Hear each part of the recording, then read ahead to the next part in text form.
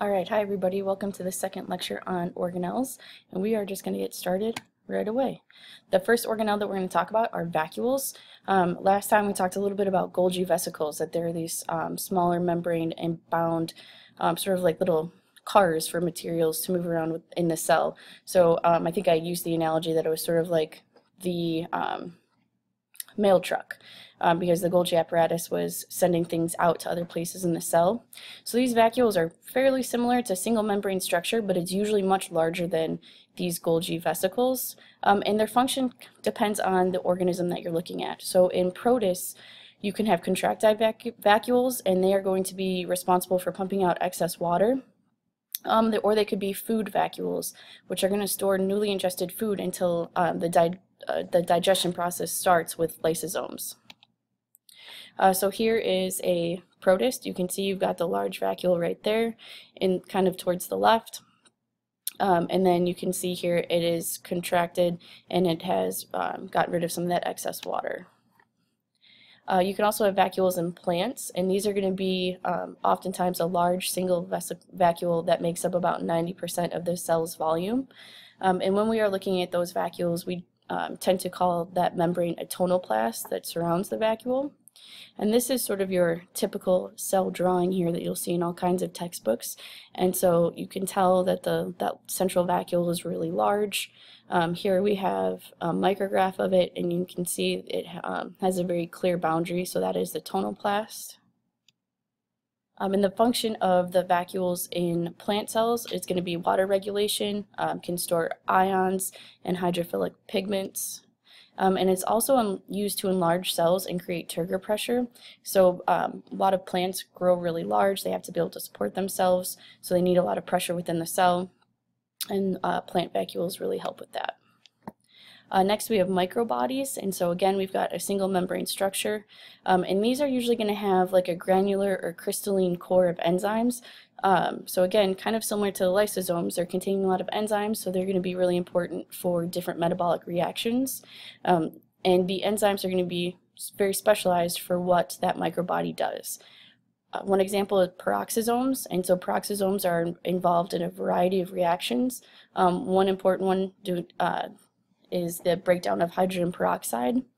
They also have glyoxysomes, which are able to break down lipids or fatty acids. And this is just kind of showing you, here's the peroxisome, and then again this crystalline structure is enzymes. Alright, the powerhouse of the cell, the mitochondria.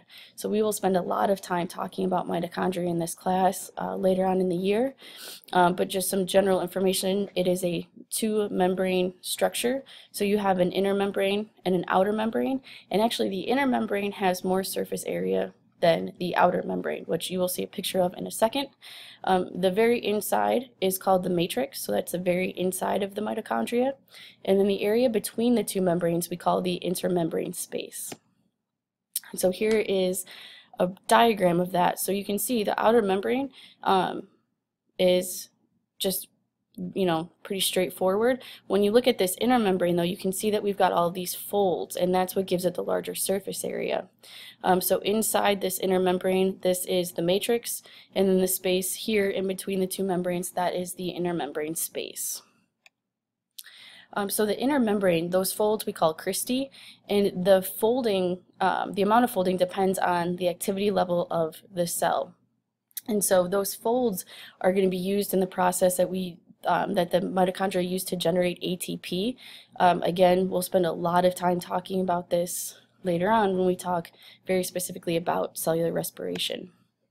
So the function, as I just said, is cellular respiration, so it's the release of energy from food. This is a major location of ATP generation, which is why I refer to it as the powerhouse of the cell. Mitochondria and chloroplasts are actually pretty interesting because we think that at one point in time they may have actually been independent cells. The reason for that is mitochondria contain their own ribosomes. They're pretty small, but they are there. Mitochondria also has their own DNA, and they're able to reproduce themselves. So because they have ribosomes, they have their own DNA, they can make proteins of their own, they can reproduce themselves, kind of is good evidence that they could have been independent cells or free-living cells on their own at one point in time. Next we have chloroplasts. Again, when we talk about photosynthesis, we will spend a lot of time talking about chloroplasts and how the structure of the chloroplast aids in photosynthesis. We are going to have two outer membranes again, and then a very complex internal membrane. And just like the mitochondria, you also have the fluid-like area in the middle, which is going to be the stroma, and that is going to be around the internal membranes. So here we have a diagram. This one's just a little bit easier to see some of the details. So you have the outer and inner membranes here. You have the stroma, which is the fluid in the center, and then you have this more complex inner membrane system. So these sort of like, they look like almost coins stacked on top of each other. Those are individually called thylakoids, and when you look at them together as a group, it is a granum. So these thylakoids are going to be arranged into these flattened sacs, and then when we look at a region of the sacs together, we call it a grana, and that is where we're containing the chlorophyll, that green pigment that makes leaves look green to us. And so, I kind of already mentioned this, the function is for photosynthesis, so these organelles are able to use light energy to make food, and just like the mitochondria, we kind of have this idea that at one point in time they may have been independent cells. Again, they contain their own ribosomes, their own DNA, and they can reproduce themselves. Alright, next we've got plastids. So these are a group of plant organelles. They have a single membrane structure and they are used for storage. So they can store different types of materials depending on what kind of plastid you're looking at. So you have amylioplasts or leucoplasts, which store starch. Chromoplast would be used to store hydrophobic plant pigments. And then we've got this list of sort of extra materials. So these are ergastic materials, and that's just a general term for substances that are produced or stored in plants. So crystals, tannins, latex, and resins.